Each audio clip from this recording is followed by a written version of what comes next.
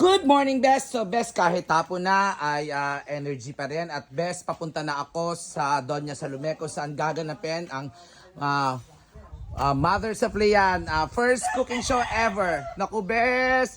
Naku, Bes, nagawa ng aking tarpaulin, Bes, na ilalagay rin sa tapat ng Baywalk compound. At pinagtulong-tulungan ng napakabait na mga taga Baywalk compound.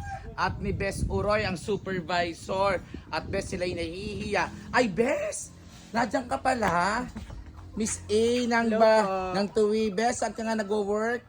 Sa LGU po. Sa LGU. Kanino, Bes? Sa Vice Mayor? Kay Mayor po. Wow! Yan, Des, ang mayor ng Tuwi ay matalik na kaibigan ni Bes GMI at kaibigan at kakilala ni Bes Bokal Leo Malinay. So, Bes, yan nga pala ang napag-usapan nating ibibigay natin sa kanila dahil sila, Bes, ang mag-i-sponsor ng palaro ng SBT. Ano nga, Bes, ang SBT? Silangang Bayan ng Tuwid.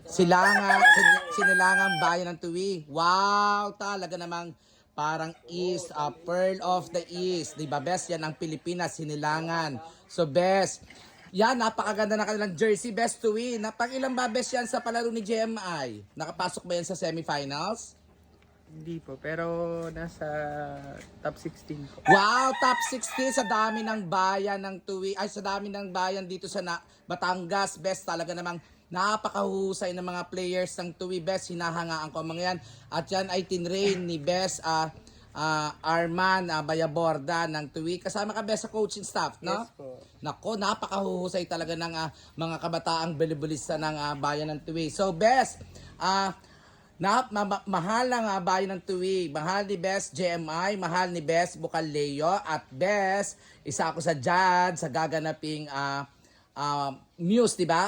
Best Muse ang competition sa gaganaping volleyball competition. Hatid ni Miss A na talaga namang napakabait at naglilingkod sa bayan ng Tuwi, Bes. Kaya, Bes, lagi ninyong babatiin si Miss A dyan sa Tuwi at pasalamatan sa kanyang pagsusumikap kasama ang kanilang mga kabarkada. Anong pangalan ng barkada nyo? Kalma, di ba?